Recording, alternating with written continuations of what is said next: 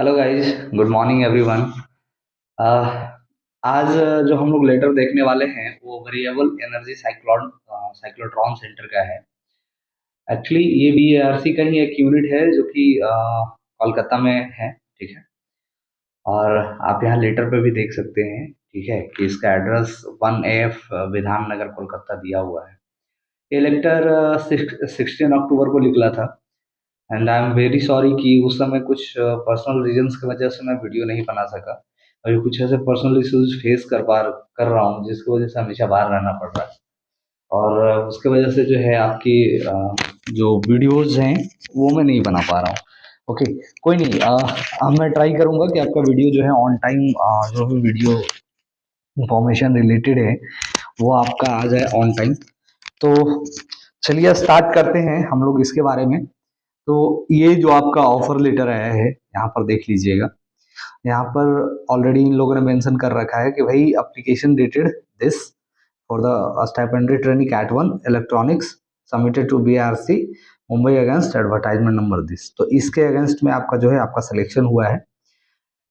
It is to inform that your candidature has been allocated by BRC Mumbai for engagement as a stipendiary training Cat 1 electronics under category, okay, you are ML08 in variable energy cyclotron center Calcutta. कहने का मतलब ये है कि Mumbai BRC Mumbai के द्वारा जो है आपको ट्रेनिंग के लिए VCC में अलॉट किया गया है इलेक्ट्रॉनिक्स ब्रांच के अंडर में। ठीक है, जनरल कैटेगरी में। In case you are interested to accept the above engagement, you are requested to fill the following forms enclosed herewith and submit them by email on or before 21st of October। तो 21st of October तो बीत चुका है। Okay, and इसके लिए I am very sorry क्योंकि ये letter मेरे पास ऑलरेडी आ चुका था और मैं बाहर था, वहाँ पे इंटरनेट की इतनी सुविधाएं नहीं थी कि इसको मैं अपलोड कर सकूँ। ट्रैवलिंग के दौरान मैं वीडियो बना नहीं सकता था, ऑलमोस्ट डेली ट्रैवलिंग में ही था। और सिचुएशन अभी भी ख़राब है, अभी भी पता नहीं कब ट्रैवलिंग करना पड़े। ठीक है, तो एनीवे जब तक मैं यहाँ हूँ अपने सिटी जहाँ पे मैं अभी बना रहा हूँ, अगर उस दौरान कुछ आता है तो मैं आपको बताता हूँ। और बाकी तो आपने फॉर्म फिल कर ही लिया होगा। ठीक है, लेटर्स वगैरह आपके पास होंगे, वो फॉर्म फिल कर लिया होगा। ठीक है, आपने भेज भी दिया होगा। हाँ, अगर इसके बाद के कोई हैं कि अभी नहीं सर अभी फिल करना है, उसके बारे में बताइए, देन मैं आपको बता दूंगा। राइट, आप मुझे बताइएगा। नेक्स्ट हम लोग देखते हैं, कहता है कि एक्सेप्टेंस और विलिंगनेस लेटर। तो ये लिखने के लिए तो मैं ऑलरेडी आपको बता चुका हूँ। और personal data form with latest photograph, कहने का मतलब है कि रिज्यूम, आपका जो अपना रिज्यूम है अगर उन्होंने फॉर्मेट दिया है, ठीक है, तो आप वो फॉर्मेट में रिज्यूम बना लीजिए। राइट, और एक्सेप्टेंस लेटर भी अगर उन्होंने भेजा है तो उसको फिल करके आप उसको भेज दीजिए। ठीक है, भेज ही दिए होंगे। You are advised to present at this center on 24/10/2024 for document verification along with the following original documents and their self-attested true copies। तो देखिए, इसमें कह रहा है कि 24 अक्टूबर को आपको जाना है, मतलब आपको कल जो है रिपोर्ट करना होगा थर्सडे को। आज 23 है, राइट। और उसके साथ आपको क्या क्या लेके जाना है, और उसका एक ओरिजिनल के साथ साथ एक जिरोक्स जिस पे आपका सेल्फ अटेस्टेड होना चाहिए। ठीक है, आपको सेल्फ अटेस्टेड करके उसमें साइन और डेट लिखना होगा। उसमें क्या क्या है ये समझ लीजिए। Marksheet and certificate of educational qualification as on date. तो कहने का मतलब ये है कि जैसे आपने मैट्रिक किया तो आपको मैट्रिक का लगाना होगा। ठीक है, अगर आप इंटर भी किए हैं तो इंटर भी लगाइएगा। डिप्लोमा किए हैं, डिप्लोमा तो ऑब्वियसली किए ही होंगे क्योंकि बिना डिप्लोमा के आप फॉर्म अप्लाई करें कहीं अप्लाई ही नहीं कर सकते थे। तो आपको लगाना होगा। राइट, डिप्लोमा आपको लगाना होगा।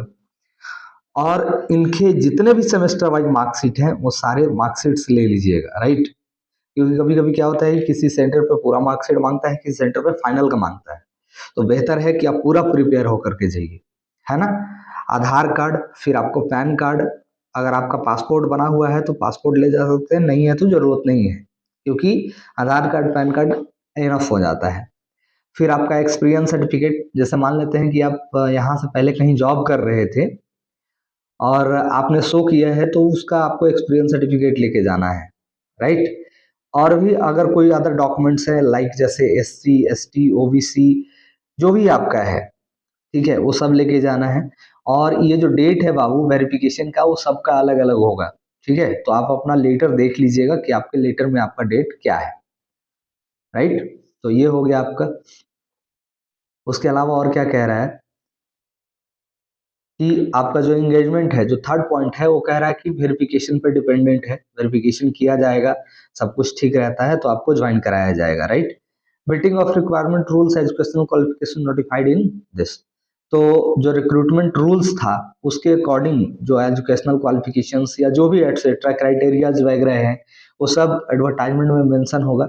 उसके अलावा जो है आपका एज क्राइटेरिया जो है 25/5/2023 को काउंट किया जाएगा, ठीक है। जो मैक्सिमम एज या मिनिमम एज दिया गया होगा वो आपको इस दौरान जो है होना चाहिए इसी बीच।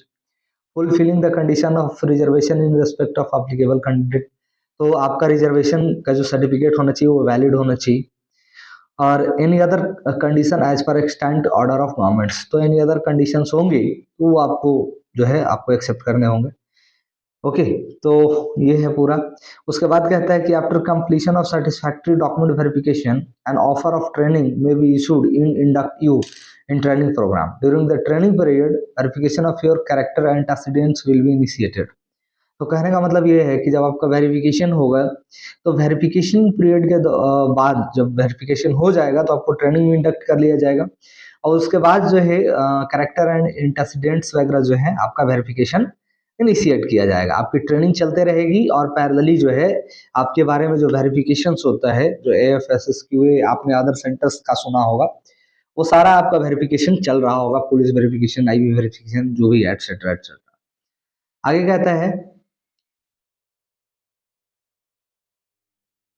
आगे कहता है कि it may please be noted that the collections of above information from you does not entitle you to claim appointment to this post. तो इस कहने का मतलब ये है कि अभी ट्रेनिंग के लिए आपको बुलाया गया है, राइट। आप वेरिफिकेशन के लिए जाते हैं तो आप अपना इंफॉर्मेशन दे रहे हैं, इसका मतलब ये नहीं है कि आपका जॉब आपको आप इस जॉब के लिए क्लेम नहीं कर सकते हैं। हाँ, वो लोग खुद अगर उन लोगों को लगेगा कि नहीं सारा डाटा सही है, कैंडिडेट सही है, तो वो लोग खुद एक्सेप्ट करेंगे। समझ गए। इनक्लोजर्स जो भी है वो आपको दे दिया गया है, ठीक है। ये आपका जो भी है उनके APO हैं, तो ये सारा चीजें हैं। तो ये VECC की तरफ से बस एकदम छोटा सा नोट्स है, तो आप जाइए and best of luck. And I am very sorry इसके लिए कि मैं वो वीडियो टाइम पर बना नहीं सका, ठीक है, क्योंकि मैं ट्रैवलिंग में था और कुछ पर्सनल इश्यूज, कुछ फैमिली इश्यूज को फेस कर रहा था। Anyway, I will try to make a video on time. Okay, thank you so much आपका सपोर्ट के लिए, आपके थैंक यू सो मच।